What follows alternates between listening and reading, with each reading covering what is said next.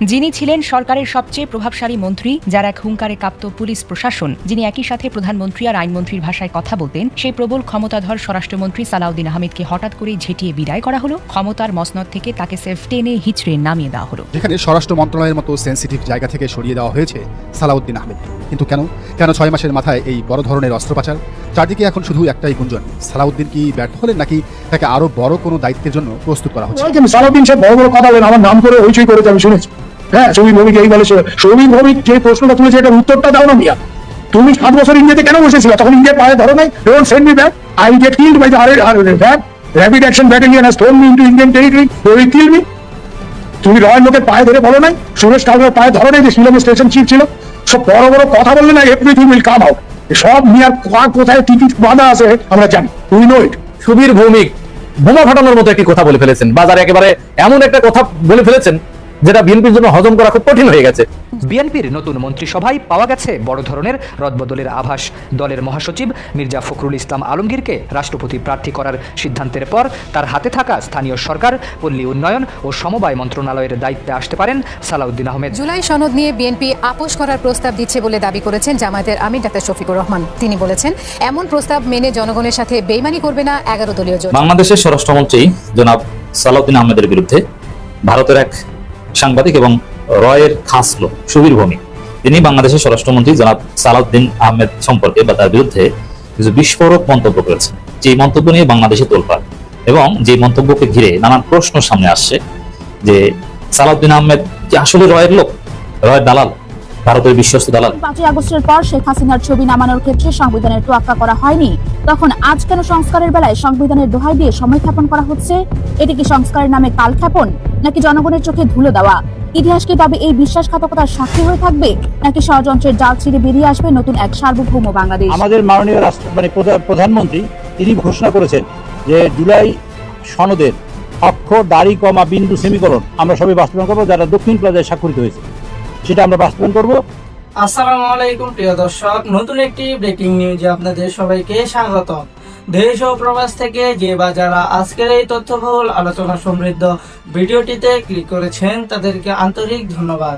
ইতিমধ্যে আমাদের ভিডিওটির অংশবিশেষ দেখে বুঝতে পেরেছেন আজকের ভিডিওটি কতটা গুরুত্বপূর্ণ হতে চলেছে। তো বন্ধুরা, আজকের ভিডিওটি একটু না টেনে সম্পূর্ণ ভিডিওটি ধারাবাহিকভাবে দেখবেন, না হলে কোনো তথ্যই ভালোভাবে বুঝতে পারবেন না। তো বন্ধুরা, আর কথা বাড়াবো না, চ্যানেলটি অবশ্যই সাবস্ক্রাইব করে ভিডিওটিতে একটি লাইক দিয়ে চলুন পুরো ভিডিওটি দেখে আসি।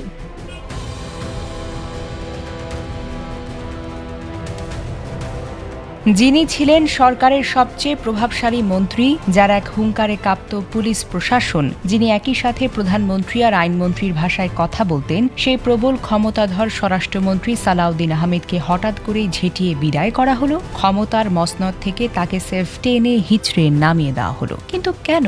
এটা কি কেবলই একটি সাধারণ রদবদল, নাকি এর পেছনে লুকিয়ে আছে কোনো ভয়ঙ্কর রহস্য?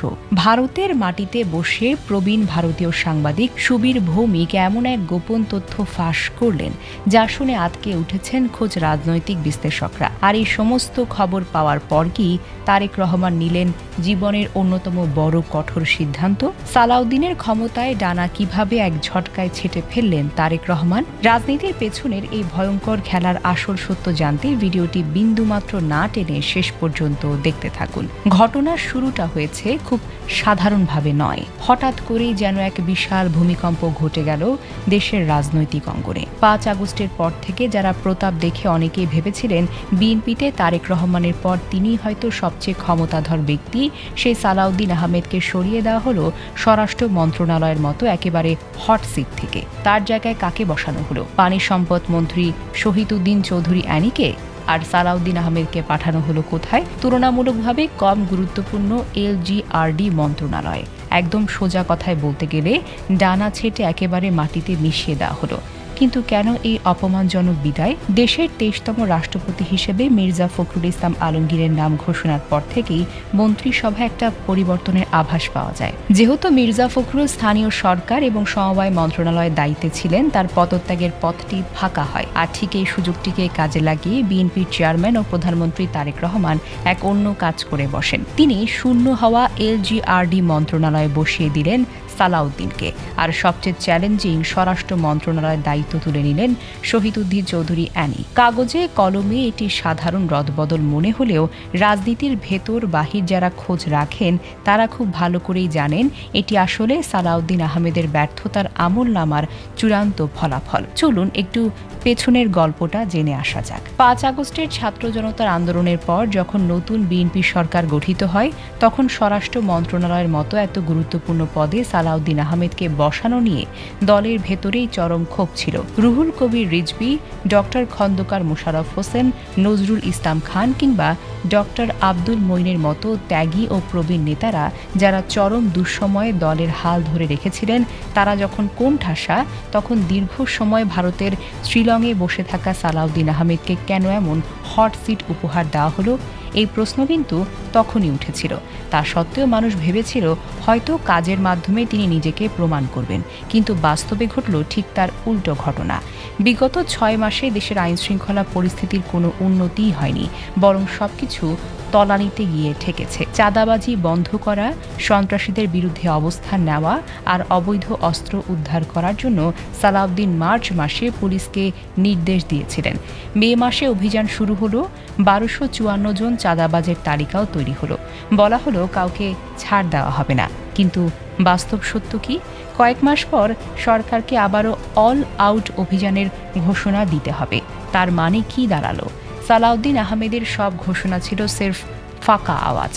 সাধারণ মানুষ রাতে নিরাপদে বাড়ি ফিরতে চেয়েছিল, ব্যবসায়ীরা চেয়েছিলেন চাঁদাবাজ মুক্ত পরিবেশ। কিন্তু সালাউদ্দিন আহমেদের আমলে দেখা গেল দলের নাম ভাঙিয়ে সুবিধাবাদীরা সারা দেশে চাঁদাবাজি, দখলবাজি আর সন্ত্রাসের রাজত্ব কায়েম করে বসল। আর স্বরাষ্ট্র মন্ত্রণালয় থেকে দেওয়া হলো কেবলই চড়া লম্বা ভাষণ। পুলিশ প্রশাসনের ওপর তিনি কোনো নিয়ন্ত্রণ প্রতিষ্ঠা করতে পারেননি। এই চরম ব্যর্থতা তারেক রহমানের নজরকে এড়ায়নি। তারেক রহমানের আগেই পরিষ্কারভাবে বার্তা দিয়েছেন কারো পারফরমেন্স খারাপ হলে ছাড় দেওয়া হবে না। তিনি প্রমাণ করে দিলেন দলে কেউ অপরিহার্য নয়, কথা দিয়ে কথা না রাখলে সরে যেতেই হবে। তবে সালাউদ্দিন আহমেদের পতনের গল্প কিন্তু অন্য জায়গায়। স্বরাষ্ট্রমন্ত্রী হিসেবে দায়িত্ব থাকার সময় সালাউদ্দিন আহমেদ ক্যামেরার সামনে দাঁড়িয়ে যখন ভারতের বিরুদ্ধে বড় বড় কথা বলেন, ঠিক তখনই ভারতের প্রবীণ সাংবাদিক সুবীর ভৌমিক এক ভয়ঙ্কর বোমা ফাটালেন। সোশ্যাল মিডিয়ায় সুবীর ভৌমিকের একটি ভিডিও ছড়িয়ে পড়ে।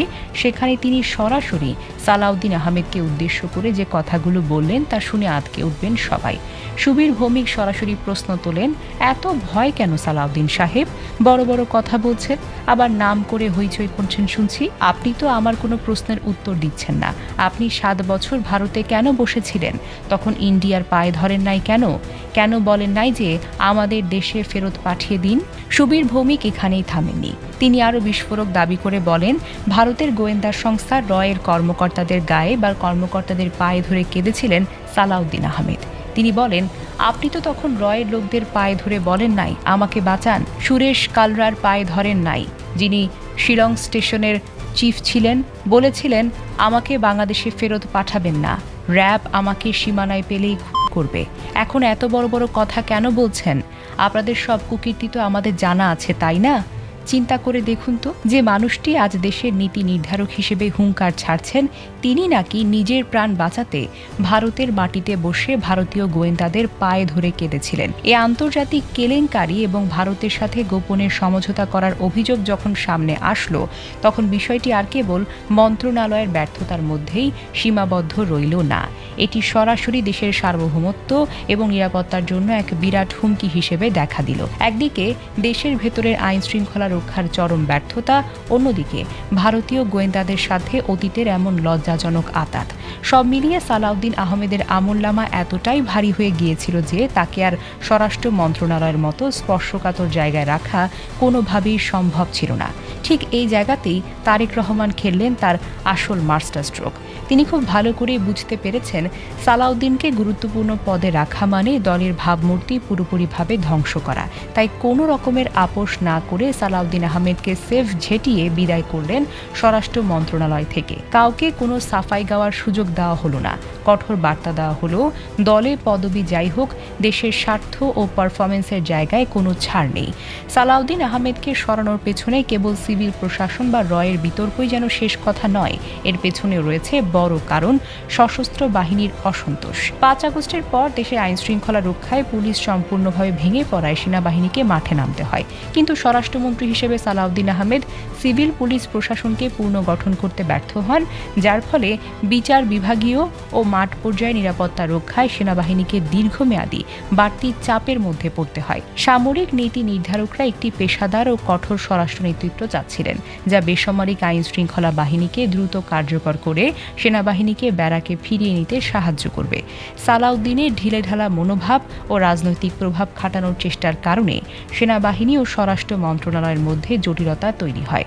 তারেক রহমান বুঝতে পারেন দেশের জাতীয় নিরাপত্তা ও সামরিক বাহিনীর আস্থা ধরে রাখতে এই পদের নেতৃত্ব পরিবর্তন করা অত্যন্ত জরুরি হয়ে পড়েছে। এছাড়া সালাউদ্দিন আহমেদকে সরানোর পেছনে আন্তর্জাতিক অর্থনৈতিক কূটনীতিও একটি বড় কারণ ছিল।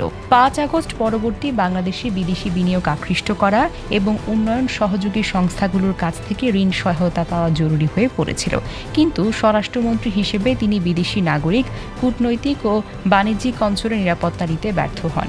ঢাকা চট্টগ্রাম শিল্পাঞ্চলের চরম অস্থিরতায় বিদেশি বাণিজ্যিক প্রতিনিধিরা তাদের অসন্তোষ প্রকাশ করে। দেশের অর্থনৈতিক স্থিতিশীলতা বজায় রাখা এবং বিদেশি মিত্রদের কাছে সরকারের পেশাদার ও দক্ষ ভাবমূর্তি তুলে ধরতেই তারেক রহমান স্বরাষ্ট্র মন্ত্রণালয়ের নেতৃত্বে এই জরুরি পরিবর্তন আনেন।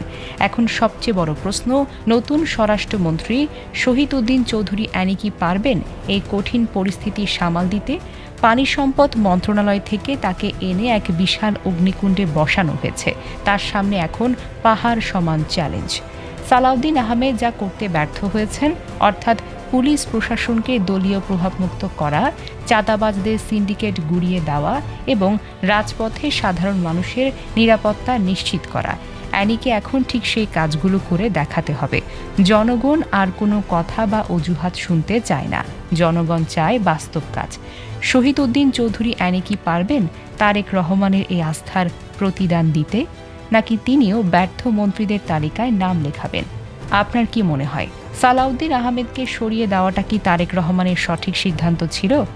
আর সুবীর ভৌমিকের অভিযোগ নিয়ে আপনার মতামত কি? কমেন্ট বক্সে অবশ্যই লিখে জানান। তো প্রিয় দর্শক, আজ এই পর্যন্তই ছিল আমাদের বিস্তারিত তথ্যবহুল আলোচনা সমৃদ্ধ ভিডিওটি। আশা করি আপনাদের কাছে অনেক ভালো লেগেছে এবং অনেক গুরুত্বপূর্ণ তথ্য পেয়েছেন। এরকম তথ্য পেতে হলে অবশ্যই আমার চ্যানেলটি সাবস্ক্রাইব করে বেল আইকনটি বাজিয়ে দিতে হবে। তো প্রিয় দর্শক, আজ এই পর্যন্তই বিদায় নিচ্ছি। আপনারা ভালো থাকবেন, সুস্থ থাকবেন। আল্লাহ হাফেজ।